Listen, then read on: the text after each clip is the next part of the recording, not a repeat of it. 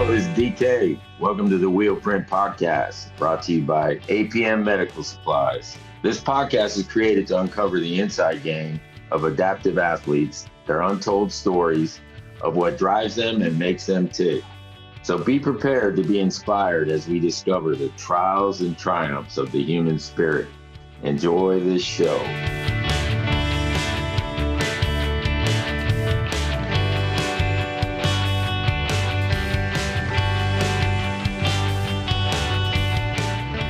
Welcome, everybody. I'm DK. I'm the host of the Wheel Print Podcast. This is our 20th episode, which is fairly epic in itself. But today's episode promises to be solid gold, no pun intended, Lonnie and Muffy. But I have two of my friends, Muffy Davis and Lonnie Hannah, both inducted to the US Olympic and Paralympic Hall of Fame. And somehow I got in there as well. So we're going to give you a trifecta of experience, impression, and emotion. And we're going to dive deep into that tremendous honor as we get into the podcast. But first, I want to welcome you, Muffy Davis, and you, Lonnie Hannah, for joining me today. Thanks for having me. Glad to be here, DK. Right on. Here we are. Well, first thing I want to do is get our listeners to kind of get to know you and your background. The superstars are, sometimes mysterious, especially in adaptive sports. But I want, Muffy, maybe we can start with you to share with us about your where you live and your beginnings prior to injury, and talk about that time of your life. Sure. Thanks. I grew up in Sun Valley, Idaho, and I actually am fortunate that about 5 or 6 years I was able to move back to the community. I live in Haley now, which is about 12 miles south, But I, being a typical mountain town brat, my parents put me on skis at 3 years old. And by the time I was 7, I felt I had found my life's special gift. And I vowed that I would ski race in the Olympics one year. How I even knew what Olympics were at that age.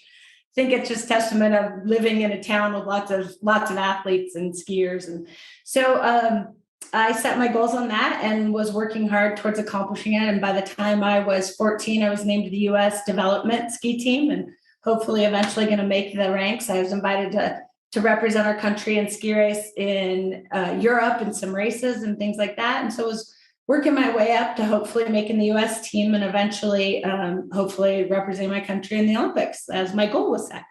And then one early morning when I was 16 years old, I had a ski racing accident, or ski training. Actually, it wasn't a race. It was an early morning downhill training course. And I went off the downhill course probably at about, no one knows, we didn't have a radar gun, but fast enough. I flew 15 feet off course, hit the first tree with my back, bounced off of that tree, hit the next tree with my head, shattered my fiberglass helmet. Was very fortunate that I lived in a great town with lots of medical good doctors and everyone here. So was stabilized, brought to the local hospital where I had my surgery that evening. But unfortunately the damage was done, they think, on impact on that first tree that I hit, and resulted in a T5-6 compression fracture and spinal cord injury, complete spinal cord injury at that level. So there went all those dreams, I thought. Yeah, but we're going to find out much differently here in a little bit, how dreams change and how we adjust. But your family's from Idaho as well. Like, talk a little bit about them. Right. Well, my parents actually are not. My dad's from Texas and my mom's from Arizona, but they met in Arizona. My dad was there. He had been in the military. And so he was in the military.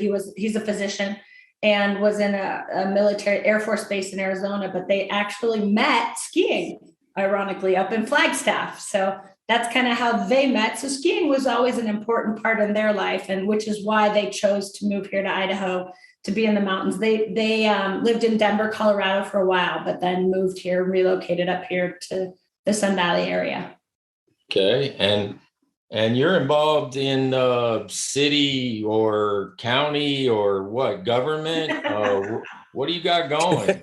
Do not Because call that's me a above Lonnie and politician. my pay grade. I am not. I call myself a public servant. I am not a politician. And if I ever start acting like one, you need to kick me in the butt. Okay. Oh man, you're permission. I was Idaho state legislator.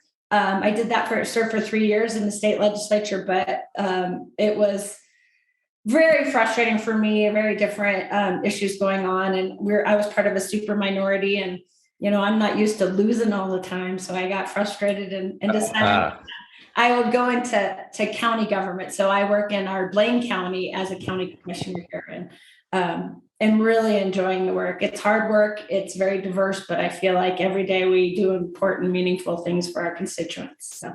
Yeah, we need more people in leadership like that, people with disabilities, and I think of inclusion first, But well, Lonnie Hannah, give us a little bit of your story, what your beginnings were like and what you were into and growing up, what that looked like.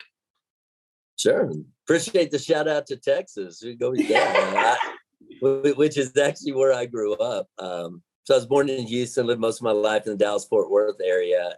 And I remember my first recollection of the Olympics was 1972. I'm going to date myself now, but 1972, I'm watching Mark Spitz set a record and win 7 gold medals and stuff like that. And then and I was a roller skater. And so at that point, a national champion figure skater and speed skater.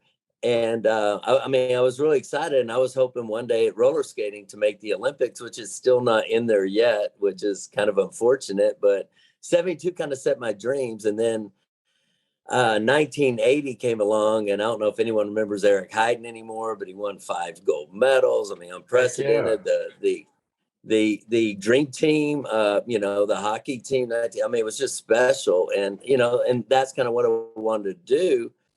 And fast forward 4 years from the 1980 dream team, I broke my back. I went into work one day. It was Halloween. And I knew I shouldn't have went into work. I'd already called in sick, but they're like, please come in for just a couple of hours. And I did. And I had a 1,000-pound shelf collapse and crushed 3 of my vertebrae, 10, 11, and 12, T10, 11, and 12. And I thought basically, well, okay, my dreams, like Muffy, they're over. I mean, my aspirations and stuff. And I was fortunate enough to meet a gentleman named Rick Cooper, who's still friends. I'm still friends with today. And he started telling me about tennis. He's like, dude, he was in a bed next to me, and he already been hurt for about a year. He's like, you should play tennis. I'm like, well, you can see I'm in a wheelchair. How am I going to do that? And I wasn't good at it standing up. So what makes you think I could do it sitting down? But, he took me under his wings, and a few months later, I was out in my body jacket still in a hospital wheelchair, because they have to fit you for your own, and that takes a while. And he's hitting balls, and my doctor's like, yeah, don't do that. And I'm like, well, I'm going to do that. And 9 months after I was injured, I went to Irvine, California, and played in the big novice division. It's called D back then, and ended up winning the novice division. And then I got to see my idols like Dave Kiley, Randy Snow, and Brad Parks and Ricky Slaughter. I got to see what they could do, and I realized, there is a future in this. And so I dedicated to tennis, and then I got into basketball. I played Dave a couple of times in tennis, but I wouldn't even get on the court with him in basketball. I'd be just way too embarrassed. And then I found out you could ski and you could water ski, and you could do all the things that you could do before. You just do it a little bit differently. And to me, that was just eye-opening revelation. And that's basically how I got into disabled sports, and I've never looked back. I've been doing it since just a few months after I was injured, and I love it. Still love it. Well, I've done a little research, and I always do on people that I have on board. I either stalk your Facebook, which you don't have, Lonnie, or I call somebody that knows you well. And so Rick Cooper and I had a good conversation. He was pretty surprised to get a call from me yesterday. And but you know, I was you just glossed over that you were a roller skater, okay? A competitive roller skater, if I understood it right. And he told me you're a successful businessman and you own a couple rinks, skating rinks. Briefly tell us about that, Lon. I mean, wow. Yeah, so I got my degree from University of Houston in hotel restaurant management, and I did that for about 2 or 3 years, and it just wasn't as fulfilling as I would have liked it to have been.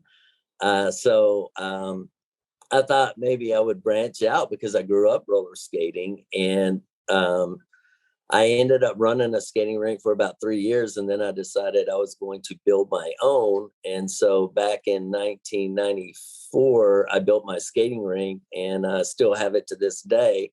And then in 2000, after I got involved in sled hockey, I bought an ice skating rink, and so I could train in Little Rock, Arkansas. And anyway, it was just.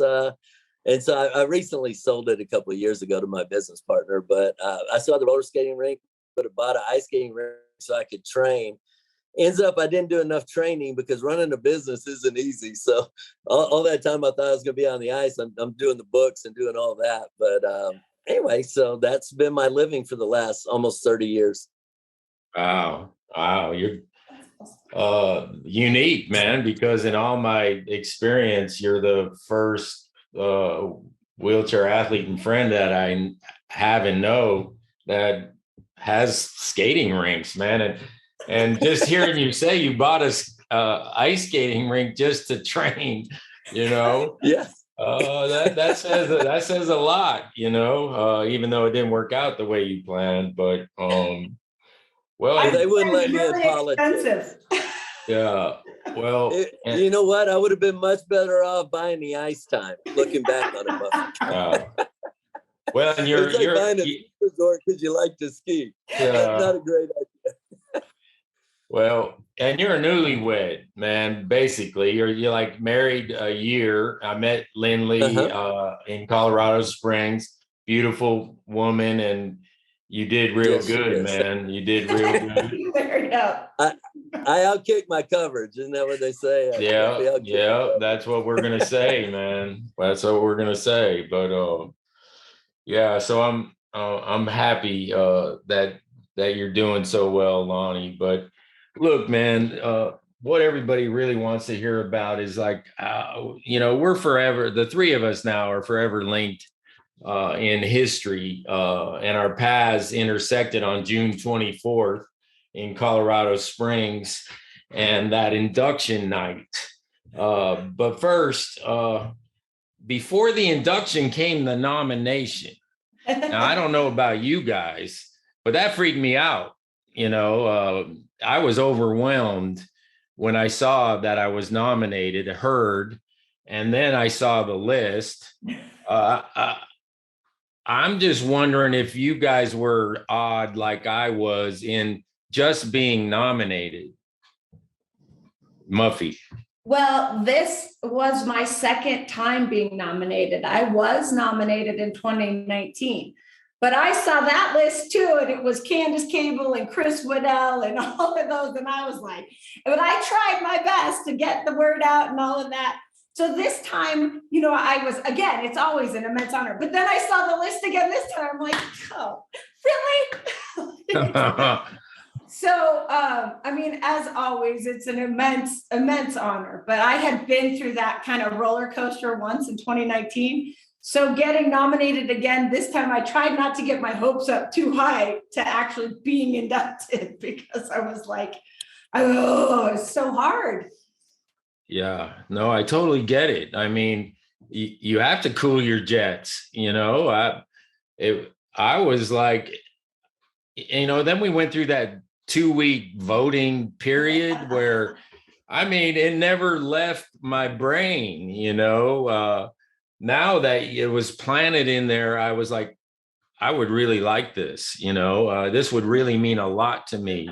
But I don't have any control over what's going to happen and who's going to get in, So, yeah. And you were inducted for being a winter and summer Paralympian, Muffy, with para skiing and para hand cycling. And so talk to me about that induction when you heard. What was that like, that you had got over the hump and were going to be put in the Hall of Halls? Wow. Well, I remember exactly where I was. I was actually traveling, and I got a call from Sarah Hirschland, and I work with Sarah on the board. So I wasn't surprised when I got the call, because we do board work together. So I wasn't expecting that's what it was going to be. But when she says I have the extreme honor, I was like, I just felt my stomach just drop, kind of like it really happened. So unlike you guys, I've been trying to put it out of my brain, not expecting it, because I had gone through all of that, in 2019 and not gotten it. So I was just trying to go on with life, not think about it too much. And if it's meant to be, it'll happen. Because the last time it was so devastating when it didn't. I mean, it wasn't devastating. It was an immense honor to even be nominated. So let me just put it in perspective. To just get on the list is immense, because I know so many names that didn't get on the list that should be on the list too, which I'm sure we'll talk about, as well, as how many amazing deserving athletes there are. And so what I don't know, and what I would like to know, is who nominated me. I don't know if you guys have heard and who the nominees were or whatnot, but I think it would be nice for those that at least got inducted to find out who nominated them, so we can thank them, because that's the big part, is just getting nominated, getting on the list. Well, let's go down that road real quick. I don't know who nominated you, and I hope Lonnie might know who nominated your team. Darlene Hunter from the National Wheelchair Basketball Association, she nominated me. So she needed some info. So I got a little bit of a heads up teaser. And trust me, I so appreciate what you said, Muffy, because, going through it, had I not been chosen, I would have been devastated. I would have been, oh my God, so anyways, that didn't happen. We're all there. We don't have to go down that road. But Lonnie, do you know who nominated the 2002 team? From what I understand, it was Taylor Lipset. He's I think he's on the board for the US Paralympic Olympic thing. And then he's also involved. Yeah. Yeah, and he's also involved USOC, and he's got 3 gold medals. And and I mean, I'm sure his 2010 team went without getting a goal scored on them. So I'm sure that team will be in. But it's been 20 years, and unfortunately, I was going to take credit for nominating both of y'all, but since Dave already knows who nominated him, I guess that won't work. Hey, it's your world, Lonnie. But so I think Taylor, but it's a process. It takes a village. I mean, not to be cliche-ish, but it really does. So, somebody nominates and then everyone gets on board. And I do want, I didn't nominate either one of y'all, but not only did I vote for y'all every time I could, don't talk about the ultimate fake email accounts I got to go back and delete now. But I voted for y'all and told my friends to vote for y'all, and but because I love both of y'all and have known y'all for a long time, and I did vote for my fellow hockey goalie Stephen Cash, who was on our 06 team, not our 02 team, unfortunately, but and he went on to be the best goalie ever in sled hockey. I voted for y'all 3 every time, and I was glad to see at least both of y'all made it. Yeah. I want to give it a little context to the audience, because I don't want to presume everyone.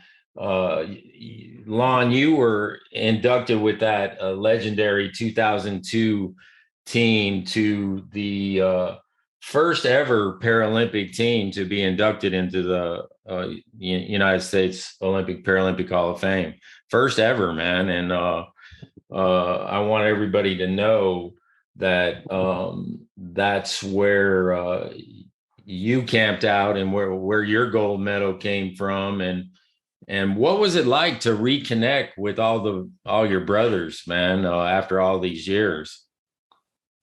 That was actually the best part. I mean, and seeing y'all too. But the best part was actually because there literally are some of them I haven't seen since the last night of the '02 Paralympics. I mean, some of them kind of went on, did their own thing, didn't stay in sled hockey. I ultimately stayed in sled hockey for a little bit. So there's a lot of them I had kept in touch with, but all but one person out of the 15 team ice hockey, sled hockey guys made it to the thing. There's only one person that couldn't make it. So I thought that was outstanding. But to reconnect with those guys was just golden. I mean, it was the highlight. I mean, it was great meeting all the fellow Olympic team and athlete guy, but just reconnecting with my buds I spent so much time in the locker room with and the ups and downs of getting to where we got, that was the best for me. Yeah, that's awesome.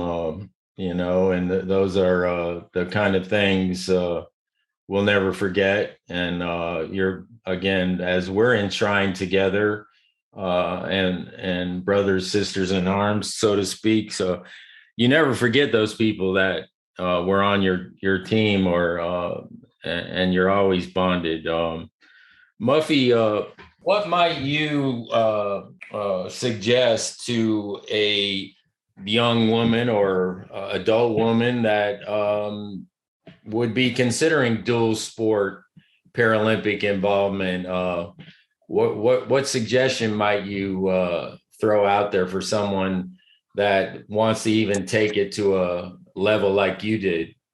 Right. Well, first, I want to go back and just say a highlight of mine also was seeing the 2002 sled hockey team, as well as you, DK. I mean, you skied with me early on in my skiing. You were a big mentor to me as well. So just all of us reconnecting was just as much a highlight. And I think we in the Paralympic movement need to look into doing more of that, bringing classes from different games together at events and finding ways to do that, because that's pretty powerful.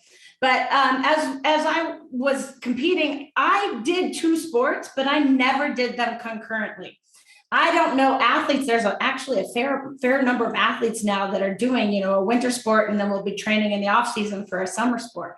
And I don't know how they do it. I mean, they're intense. That's a lot because, and as we know, it can't be the weekend warrior anymore. Paralympic sport is just as serious as training as Olympic sport. They're, on the field, on the ice, on the court, whatever, all the time. And if not doing that, they're fundraising and they're working out in the gym. And so it's a full-time sport. So when I was competing, I was able to still have jobs and do all of that. And so I would do it seasonally. I would work, ski in the winter and then try and do work in the summer. What I would recommend, to people now is what are some good sports to do if you can do it concurrently is alpine skiing or Nordic skiing, and then hand cycling, or I don't know enough about wheelchair racing, but those are good crossover sports. They seem to work well. The person I look to right now is Oksana Masters, who is like a multiple gold winning member of the summer and the winter. So she would be one. And I would go look at what I call a relevant other. I go look at athletes with your similar type of disability and similar level and see, are there crossover ones, are theirs? And then reach out to them, find them as mentors or ask their advice. How do they do both of those sports? Because it's intense. It has to be, and it has to be your number one. It has to be, this is what I'm going to do. And I'm focusing on it. I'm putting all my eggs in this basket and I'm going to go for it. And then you build that support system around you, your coaches, your sponsors, your family, everyone around you to help get you to there. Because that was for me, You know, when we got up on that podium and hold the big trophy that they gave us, which was not a light little thing. But when you get up there, it's not, you know, we're the ones that get the glory, but we couldn't have done it. As you heard everyone say in their acceptance speeches, none of us could have done it without that support structure behind us. So that, I think, for any athlete is vital to know that you need to build that structure around you and to help push you up and help get you to that podium. Yeah, so true. Well, while you're on a roll, why don't you speak to the power of women? You know, I love the fact that the women dominated the induction process. I'm all for, you know, inclusion and opportunities for women. I've stood for that for a long time. And I think it's no accident, my dear, that a couple days before that was the 50th anniversary of Title IX. So talk to me. Yeah, that, I mean, was amazingly powerful. If you don't count every member of the sled hockey team, but count them as one, just one, there were more women inducted than men in this year's Hall of Fame. And female athletes, it was absolutely amazing. And that it was 50th anniversary of Title IX, the day before our induction ceremony. I think you heard almost every female athlete that got up there mention Title IX and the power and the importance of it. And, you know, for me in my life, I never had to question if I could be an athlete as a woman, because I was born the year Title IX was enacted and, became law. And so it was like, of course I could do that because look, it's there. But so I had to thank all of those trailblazers and fighters, Billie Jean King and all those amazing other women, Donna De Verona, that put so much on the line that didn't have those opportunities and resources. And it was hard, but they succeeded and they made changed lives for all of us to be able to be there. And I feel an opportunity and a responsibility to continue that torch and that light and continue pushing for that inclusion or equity among sports for men and women. And I mean, now one of our big issues is transgender. How are we going to balance that? And that's a big elephant in the room, but it needs addressed, and it's important that we address it. Well, I'm glad that we got this out because we have a responsibility in where we sit, and no pun intended, that to use our platform to move forward those that need that kind of support. So I'd like to take a minute to tell you about a company that's important to me and my wheel print. APM Medical has chosen to sponsor the Wheel Print podcast and my DK3 events. This is who they are. They give back to our adaptive sports world. I encourage you to look at APM to provide you with your personal care supplies. It just makes sense to support those who support us. Email APM at info@apm-med.com. Mention the Wheel Print podcast to receive your next order, how you want it, and when you want it. APM Medical is a small company with a big heart. Now let's get back to our conversation with our guest. Lonnie, you're doing something similar from what research I've done is you've helped initiate startups of sled hockey teams in Texas that I'm aware of. Can you tell us about those teams and that development?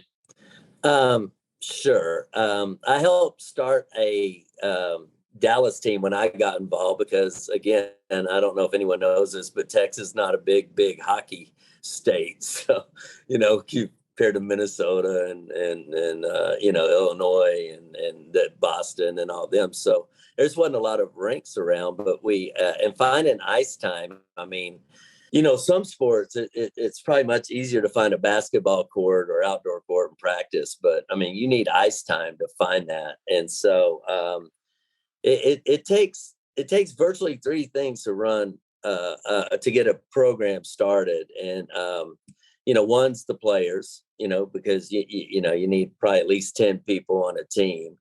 And you got to have the ice or it doesn't do any good. And then you have to have the money because ice isn't cheap. So, I mean, without those three things, it's hard to start a program. So I helped start the one in Dallas that kind of I started from and did that. And then after the 06 Paralympics, when we finished with the bronze, I semi-retired. I retired temporarily. But my goal was to give back. And I think that is a lesson for all of us that, because eventually your body, your mind, your sacrifices, you just can't do it anymore like you used to. But what you can do is you can give back. And that's what I chose to do. So I chose to start an ice hockey team in San Antonio, which is where I moved after 2006. And that was the challenge because there's one sheet of ice in the entire city of San Antonio. Wow. And trying to get that started. And so I partnered with somebody that worked with Brooke Army Medical Center, which a lot of these injured, wounded heroes that were coming back from Iraq and Afghanistan were going through there. And so as a form of rehab, I just introduced them to sled hockey, get them active, kind of like Rick Cooper did to me when I was first injured. And like, if I could be that person to these guys. And so I started a team in San Antonio, and it's been so rewarding to me. In fact, I got a call offered to coach the developmental team for USA Hockey. And I told him I couldn't coach the military team and that team, and the military team was the most important to me. And he's like, well, I'm not used to hearing the word no. I go, well, no. I'm going to stay and coach my team, and I will. And I'm happy to say that 5 of those guys that have come across our team have gone on to win multiple gold medals themselves in sled hockey. So I do feel like I've given back, and now I moved back to Dallas-Fort Worth, so I'm not there. But once a year, I'll go down to the camp that they have and give back to them for that week-long camp for sled hockey in San Antonio. Yeah, I found that out about you, and I think that's what we find with the service side of a Paralympian or an Olympian that gets considered for nomination, induction. Oftentimes that may be what pushes us forward as to what we're doing in our communities to move our people and our sports forward. And both of you are extreme examples of that. And so I think you mentioned 5. I mean, I know Rico Roman. I think he's credited you as his coach in that San Antonio time, and he's a gold medalist as well. So you've had some influence and a wheel print on your sport, Lonnie. Yeah. 3-time gold medalist. It's just crazy. And Jim Lee, the goalie, who didn't get a goal scored against him on this last one back in 2020, whenever it was. The COVID's got me all like the dates now messed up. But whatever it was, I mean, and I'm like a proud papa. Like seeing those guys do it is more rewarding than me doing it. Just so proud of them, and I hope I instill in them to give back to the sport, because and I know you have with your DK3 and stuff, but it's so important to just keep that going, or a sport can die. And I just think it's important to give back. Yeah, and I love Rico. A little shout out to Rico. Yeah. I've run some 3-on-3 veterans events, and he came out to Venice Beach. We played on the epic outdoor courts of Venice Beach, and I've seen them, Dave. Yeah, they're scary. Yeah, big time. But we were fortunate. The 3 of us had our family members there with us. It was super meaningful for me to have my wife Sandy there.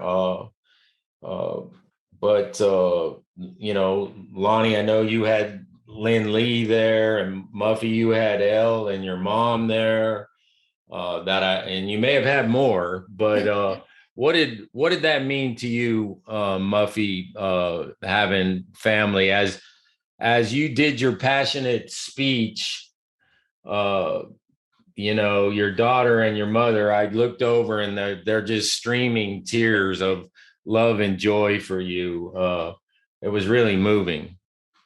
Yeah, for me, when I was first notified about that I was being inducted, that it actually happened, and it was I asked my husband. I said, even before we knew that they were going to let us bring 2 guests or whatnot, I just said, it's important to me that Elle is there, and because I wanted her.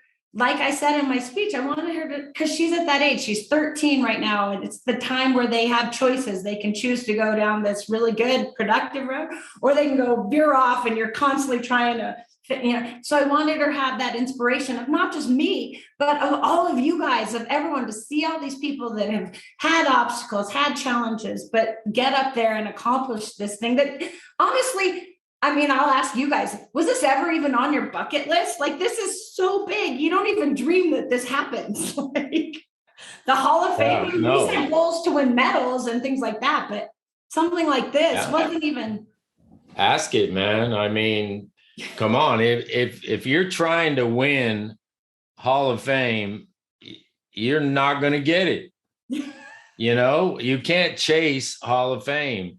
It finds you, and it's like you said, we're after titles, medals, championships, MVPs, whatever it may be, fastest, stronger, whatever. But those are things we control. And in the end, it's what determines, perhaps, along with that service side. But I just thought about that and wrote about it recently, that it was never on my bucket list, and on my radar, and I had stats for a long time, and yet I think it was the service component that created attention to stats that maybe got lost. So that's a really great point. Yeah.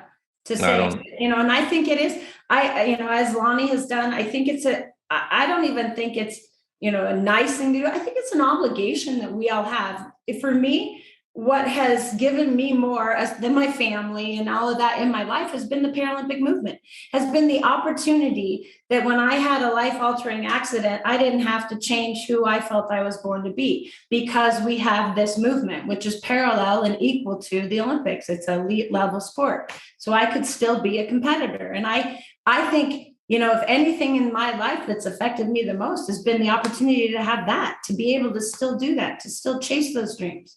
So I feel an obligation, a responsibility to be involved, to give back, to help evolve. I've done it. I haven't started teams and done it in that way I've mentored some athletes, but really I've been trying to stare from the opposite side, from the boardroom, of how is this movement going to move forward? How are sports, how are athletes treated? How's the value? How are we an athlete-centered organization and move the movement that way forward? And I think it's a responsibility that for all of us to do at whatever level we can do. And if every athlete does that, every Paralympian stays involved, stays motivated, there's no way our movement can fail. Yeah. Well, Lonnie, what was Lynn Lee's impression being by your side and going and experiencing? I don't know how long you had dated, how much she had been around all this kind of sport and competition, but what was her impression? I'm interested. Meeting all your teammates. That's what I want to know. There's some teammates I didn't really want her to meet, I think. But, I get it. Yeah, I bet you do, Dave. Anyway, you know what? From the minute I was shocked too, and never in my wildest dreams did I think that something like this would happen. But once we did find out about it, I mean, you know what? She was like a soldier. I mean, let's rally everyone. Let's get some support. And I did like our chances because a hockey team has 15 players on it, even more now, 17. So when it comes to voting, at least we got a lot of people working with us. Networking, yeah. Right. So she got on board and put everything out. And I mean, she was great at the events. I mean, and she wasn't near as starstruck as I was. I'm like, go give me some autographs of, I'm like, you know who that is? That's Dorothy Hamill. We all had, even guys had haircuts. Like, go get autographs. And she's like, no, I'm not going to do that. I'm like, I'll do it. Like, whatever. Yeah. But and then when when we came back, she threw a surprise party. So all of our friends that unfortunately couldn't get to go because it was an exclusive event, but threw a surprise party. So we got to celebrate it with all of our friends. And I mean, it was just, I think it was fantastic for her too. And in fact, when they asked us if we wanted to ship the trophy home or if we wanted to take it, she's like, we're taking it. We don't trust shipping. Man, that's one of my questions, man, is like, did you ship yours, Muffy? Did you ship? I had to, because I was going up for a family week at Flathead Lake and I could not. This is a beast. My luggage. I know. I get it. This was over the weight limit.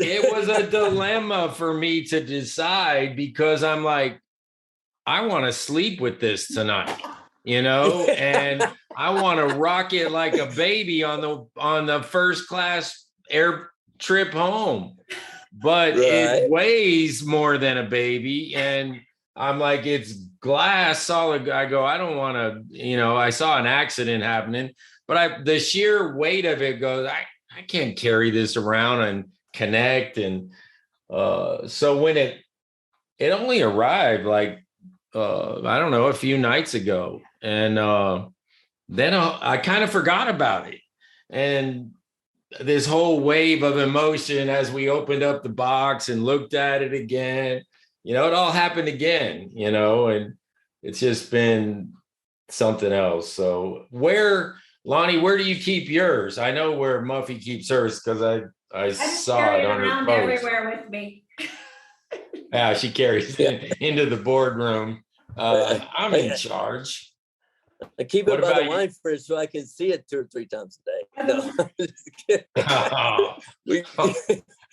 No, we got a nice place on the mantle for it. I mean, it looks beautiful there, but it is so heavy. But I'm like you. I mean, like I just hold that thing and cradle it for a while. It kind of reminds me of when I actually did win the gold medal in 2002.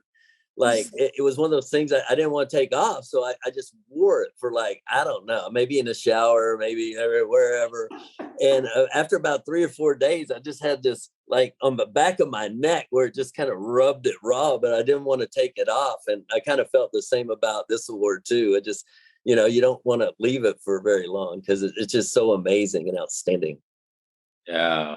Yeah. You said it all. Both of you did. And I'm glad I wasn't the only one that was in that place because, what do you mean you're going to take it? I didn't even think about it. I wanted to get it as I was leaving the stage. It was like, do I take that with me right now? And Chris Waddell's going, no, get out of here.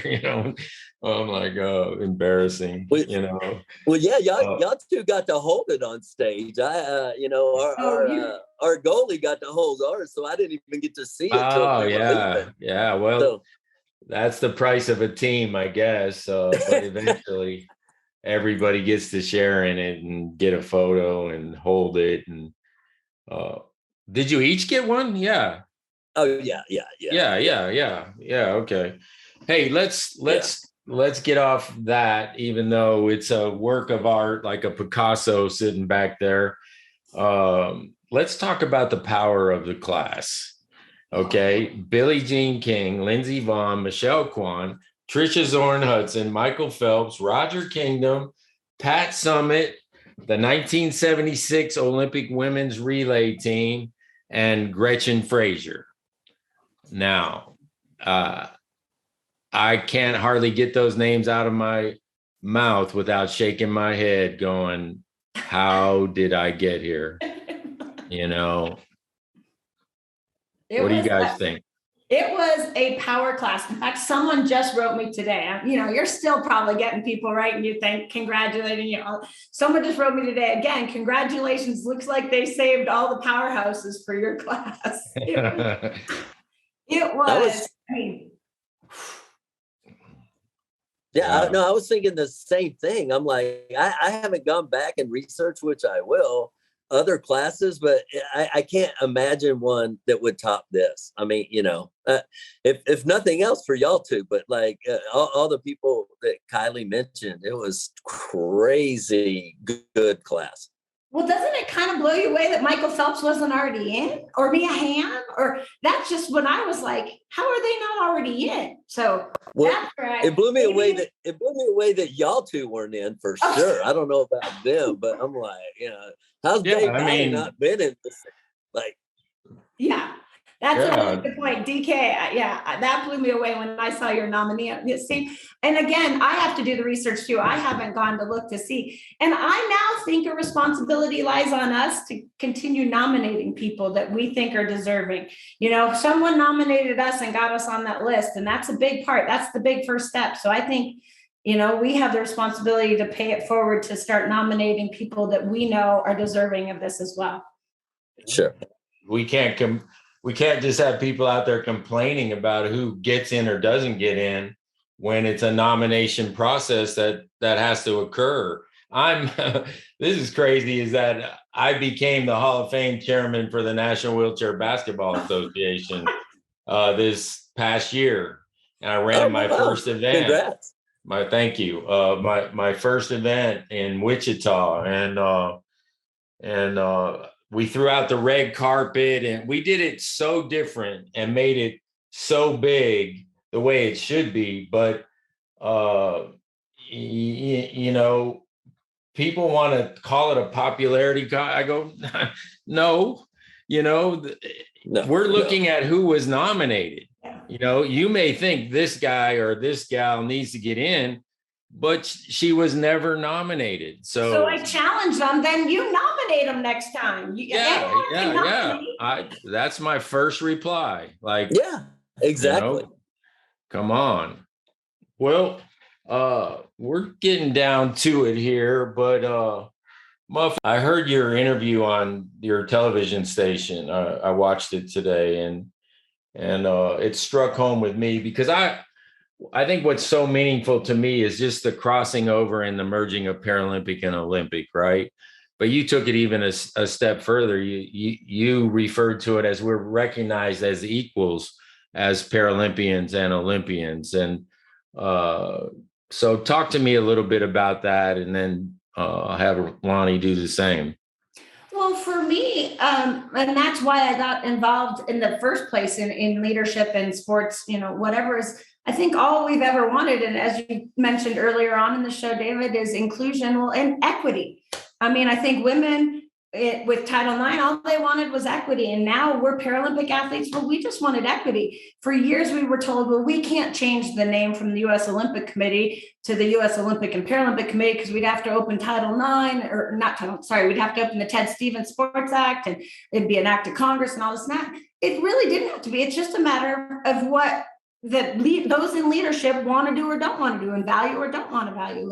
And when I was the first athlete rep, or I was an athlete rep on the US ski and snowboard as an athlete rep there, I was the only one under 40 and the only female, and they were voting whether to kick out Paralympic adaptive sport from US ski and snowboard. And I had to get up and defend why they should keep us. And frankly, then I got told from the CEO, well, I'm not judged on your medals. And I go, well, then we change the way you're judged. We can do that. That's up to us. What are your feet? We just change it. You should be and at the US level, all it took is you're our governing body, just like you are for Olympics. So it should have the name in it. And so we've been fighting and working, and finally with the recent changeover, and Sarah Hirschland there, she listened to the athletes. She said, I hear what you want. and they changed the name. Oh my gosh, it didn't take an act of Congress. It didn't take all of this. It could be done. And so it really comes with leadership and perspective. And so that's why it's so important who you have in that boardroom and what their values are. Are they inclusion? Are they equity? Are they that? And then we recently changed. I mean, I know, Dave, when you were back competing, did you get performance-based funding? Did you get money for your medals? Yeah, no. Yeah. And it cost me money. It cost me money. I know. In my first games, we didn't get any Operation Gold or performance-based funding, but in 2002, we got a small portion, 1/10 of what the Olympians were getting. Well, just 2 years ago, they were able to get equity there, and Olympic athletes and Paralympic athletes now get the same funding, performance-based funding. And that's what we're fighting for. That's equity. We're not asking for more. We're just asking for equal equity. Man, you get my vote, girl. You got a little Italian in you, because your hands, when you get passionate, your hands are flying. I wish. I am all Northern Europe somewhere. I'm pretty vanilla cake. Yeah. No vanilla about you. Not at all. So Lonnie, what about you and your thoughts on this topic? And correct me if I'm wrong, but I think a lot of people are confused what Paralympics actually means. I think they think it might mean disability or paraplegic or whatever. It actually means equal to. I mean, Paralympics actually means equal to the Olympics, and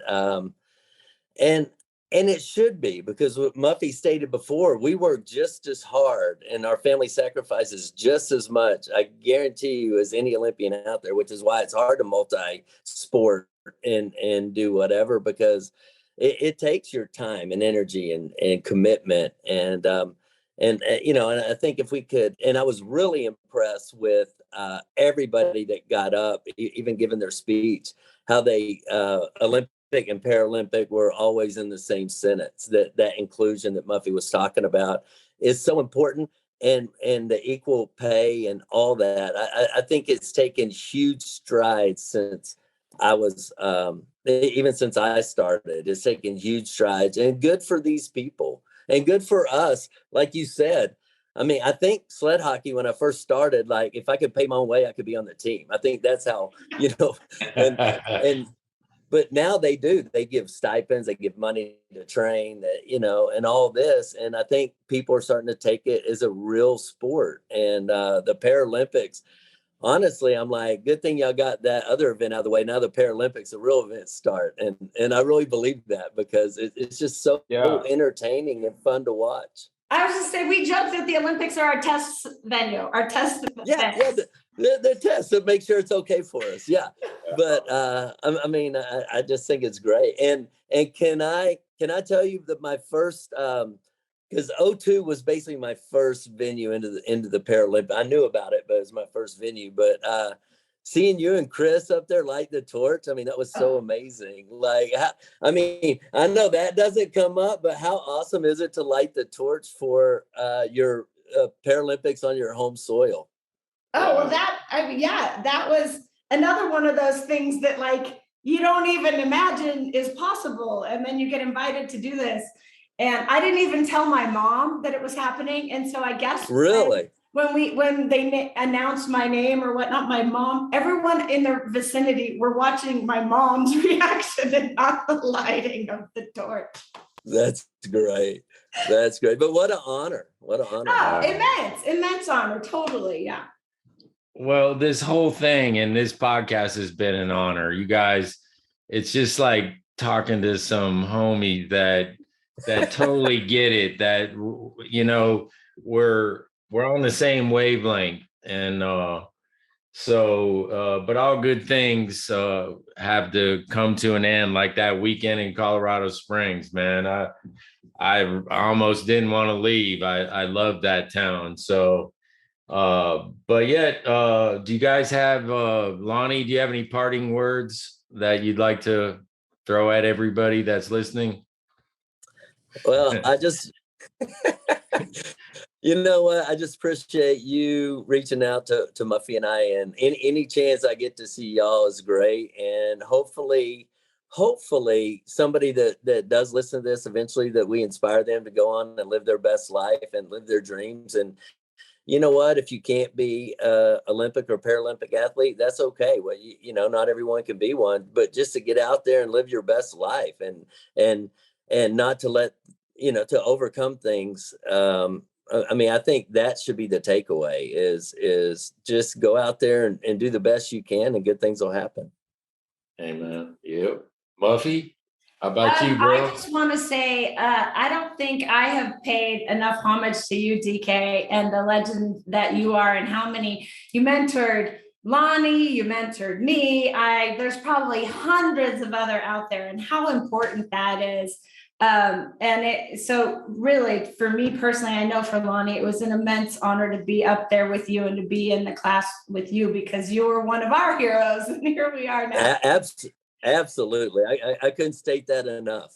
Yeah. So I just want to give that thanks out to you and how important that is. And I think that instilled in me a lot of the importance for us and Lonnie probably to give back and to try and help others. So, you know, we just keep paying it forward. And as Lonnie said, it is important. Everyone can't be a Paralympian, but what everyone can do is get up and do the best they can each and every day. And hopefully this inspires and motivates. And you never know. I'm sure, DK, when you skied with me out in Alpine Meadows, you never thought I was going to be an alpine ski racer, because I was nowhere. I would never doubt somebody with your credential coming in ever, you know, but hey, you know, look at you now. That's the thing is, you just never know. So to anyone out there, you just never know. Don't put limits on yourself. Dream big, dream high, and surround yourself with great people that help you get there. All right, my two loved ones. What a trip down Olympic, Paralympic lane here. And I'm so grateful for you both. Well, look, for all our listeners, you got a real solid gold episode this time. And we're on Apple and Spotify and YouTube. So check us out and subscribe and hear these great stories of these real people that I had on today. So I'm here to thank you both for being my guest, and let's get out there and do the next right thing and be a good human being. All right. Peace and love to you guys. All right. Take care. You guys. I'll see y'all soon. Thanks, DK. Lots of love, both of you guys. Reunion.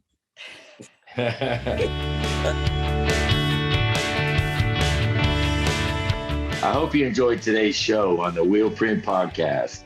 I invite you to check out our other episodes on Apple Podcasts, Spotify, or on our website at DaveKileyDK3.com. Special thanks to Dromos Agency for producing this podcast, our lead sponsor, APM Medical, for their support, and Performax Wheelchairs, a sweet ride.